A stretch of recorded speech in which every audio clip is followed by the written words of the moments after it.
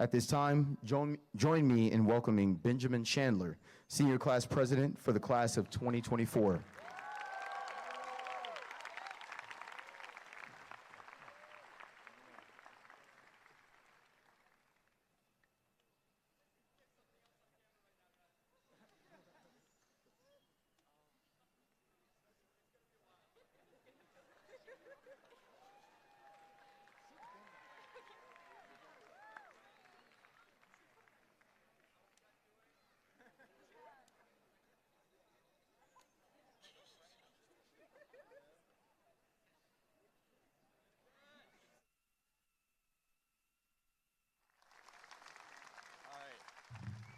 Let the record show I would have liked my entire resume to be stated as well in introducing me. All right. Can you guys, this isn't centered. Is this centered enough, guys? All right.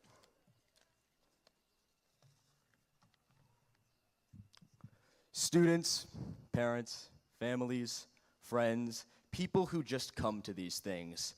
Good afternoon and congratulations to our class, the graduating Montclair High School class of 2024.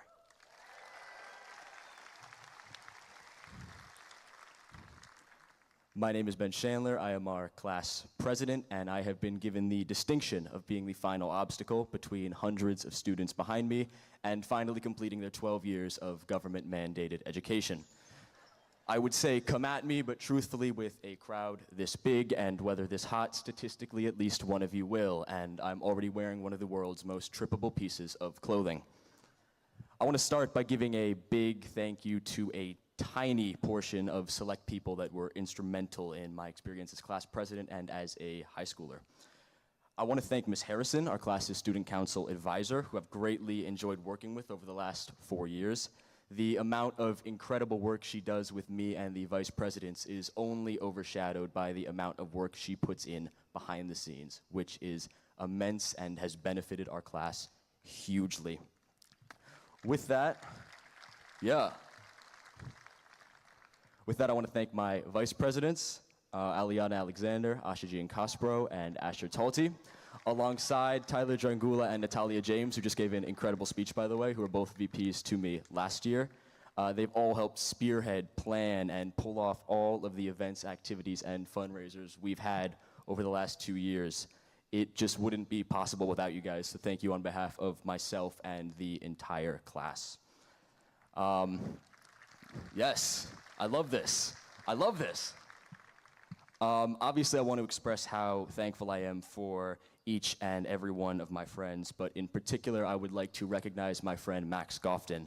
It's incredible looking back and seeing how this one man has made my experience of life through elementary school, middle school, high school, so markedly and consistently better. Max, I appreciate you, and I feel very honored that being class president has given me the opportunity to talk about how awesome of a person you are and how grateful I am to have you as my friend to all of these people here today.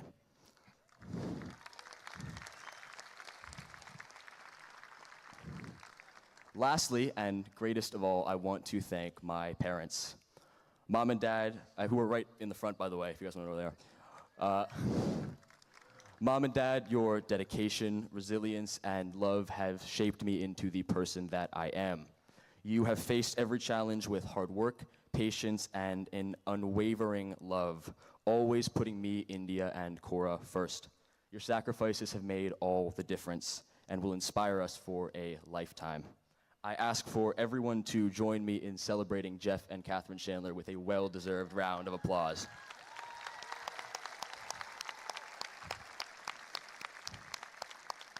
Keep it going.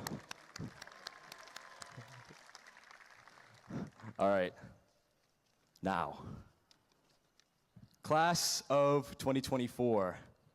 I'm confident in saying what a unique 4 years of high school we've had. Everyone else is also confident in saying this, and maybe everyone is right. I think high school is unique by default. None of us have had 4 years like this before. But maybe everyone is wrong. I don't know if anyone in the crowd remembers this. There was actually a worldwide pandemic that had us in lockdown for the first year and a half of high school. Freshman year was the only year of school you could be having a person-to-person conversation with a friend in Chinese 1 while you were at the same time in world history. But everyone else were just names on a Zoom call, and every day was identical to the last. We all lived in our own little worlds, but it wasn't going to stay like this. Things had to get bigger. Sophomore year was the first year we had to make sacrifices. There was a balance we had to establish between work and life. It was brutal because it required coming to terms with being limited. The scary realization that in life we might not be able to fit in all the things we want to do. Yet in wake of that, we became better at prioritizing what matters to us, giving us the chance to lead more authentic lives. No matter how it went, we entered junior year more put together, more prepared for the trials and tribulations of high school coming our way. Most of us confronted a more challenging year than before with more rigorous courses. To people like me who took Trig Calc and Chemistry honors sophomore year, it was a breeze. New aspects of the high school experience emerged like AP tests, SATs and ACTs, the prospect of college on the horizon, which led to the prospect of joining another club or two. And finally, class of 2024, senior year. Some of us have continued their pursuit of rigorous academics, but whether you stayed engaged or you're in the other 98%, we all have a picture of high school that is much more intuitive to us. I know we don't feel like high schoolers in the way we did a couple months ago, but I know we're confident in our position as high schoolers. And I know this because it's been a long time since any of us have looked at a group of sophomores or juniors and went, wow, they're so above me. For many of us, high school was put on the back burner this year with our focus and thoughts shifting to college admissions. Common App, supplements, tours, interviews, all of it was stressful, less so because of the actual work required, but because of its gravity. Whether going to college or not, everyone feels this gravity. This past month, many of us were out on senior option, and for those of us who stayed in the school or had to come in, we got to see how weirdly alien the school feels when our grade is gone, even when it's without the people you've never met before. And here we are, our graduation.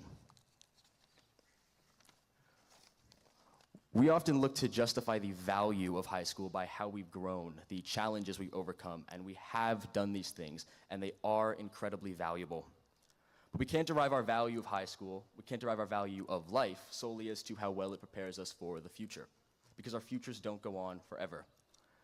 Because soon we will blink and we will be old, and we will look at the patchworks of our lives and understand that the most meaning, the most happiness is in the little moments, good and bad. Not in viewing high school as a means, but as an end. The incredible, chaotic, displacing experience that it is and that has imprinted itself on us forever. We must not neglect the moments of high school, big and small. The nights hanging out with friends, walking through the busy halls between classes. The first time you met a person that went on to be one of your best friends or worst enemies. Junior and senior prom, parties, the day the sky turned orange. No one talks about this enough, by the way. The sky turned orange. Unbelievable. I'm just saying. We want to grow. We want to become more capable, and we should. But somewhere along the line, we got caught up in holding ourselves to an impossible standard of only being allowed to step back and enjoy life once all the problems have been solved. We're always going to have problems. We're always going to have things that get in the way of our happiness. The power is in doing what makes us happy anyway. There are things like this, things all of us, not just our class, can be afraid to admit because it means confronting the fact that we are limited beings and we cannot always escape suffering. High school is hard. Growing up is hard, and people don't like to admit that because everyone has to grow up. It's not easy. You know what we were before we grew up? Children. There's no way the process that facilitated the transition from you then to you now could be totally peaceful. Academic expectations, mental health, social pressure, FOMO, insecurities, bullying, not wanting to be excluded, not wanting to look desperate, and encompassing all of this, a sense of shame in experiencing any of these things to begin with.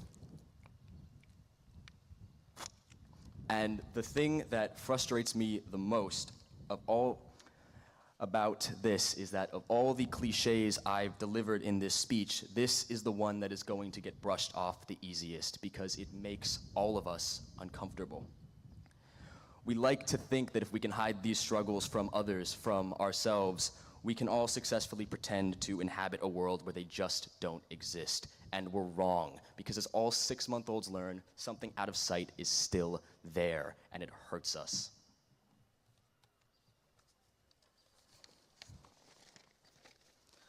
I want to acknowledge 2 members of our class, John Dwyer and Mert Kieran, whose lives were taken at an age far too young.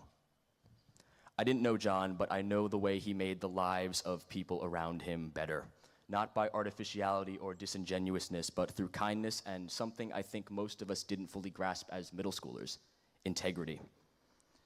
He was someone who remembered that often what's more impactful is not to be the funniest person in the room, but to be there to laugh at everyone else's jokes.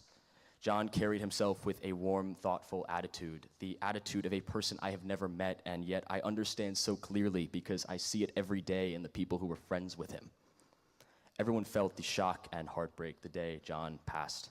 Montclair became quieter that day, and it never became as loud as it had been, and I imagine the same goes for the world. I knew Mert. He was someone who seemed like he should be awkward, but you always picked up on this distinct charm to him. He was funny, he was laid back, he was really good at freestyling, like seriously, it was impressive. I know people remember this. He loved to play piano, and the most impressive and telling part about his skill in doing so was that he taught himself. I feel so lucky to have known someone that was not only so genuine, but so supportive. When we do things, we hope for people like Mert to be there. The kind of person that doesn't need to filter their appreciation through a layer of charisma. They just show it, they just do it. The kind of person whose sincerity can make us realize that we are enough and we just haven't given ourselves the credit. When I first ran for class president, Mert made me believe in myself because he believed in me. It feels so unfair to be up here and to not be able to revel in this with him because it feels like our accomplishment. We were all so lucky to be around someone like that. We hurt. We still hurt from these. They didn't deserve this. The world was brighter with them in it, undeniably. No matter the community our class had and could have had, the friendships and connections we've made, we will always be 2 people too small. But the presence, the impact of these 2 people lives in the hearts of 500 seniors sitting here today. I ask everyone to place a hand on your heart and together take a moment of silence to pay respect for Mert Kieran and John Dwyer, and to think back on the patchworks of their own lives and how they were able to make us in a time of our lives that all too often seems confusing and complicated and out of control feel okay.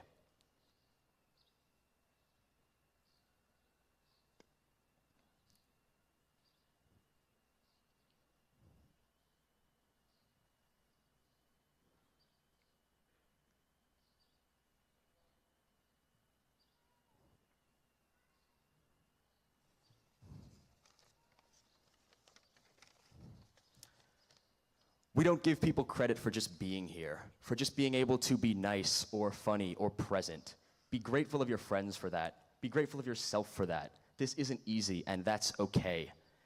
And here you are, sitting at graduation, looking out on the world from your own eyes, the only pair you ever will. This is your life.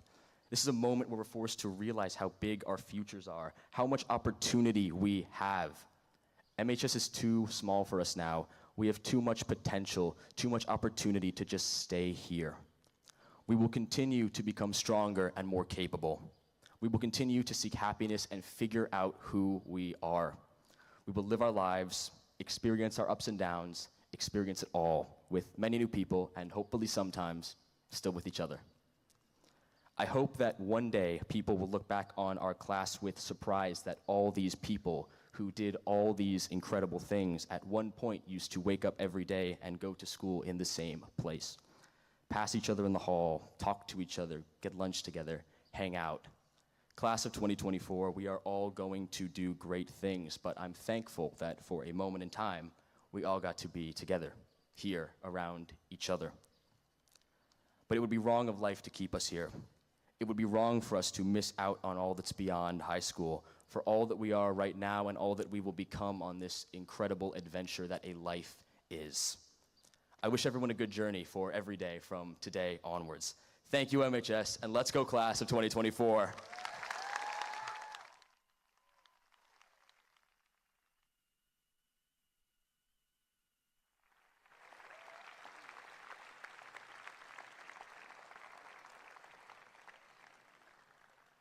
Thank you, Ben, for those encouraging words. Really touched me. At this time, join me in welcoming Dr. Pons and Mr. Freeman to present the class of 2024.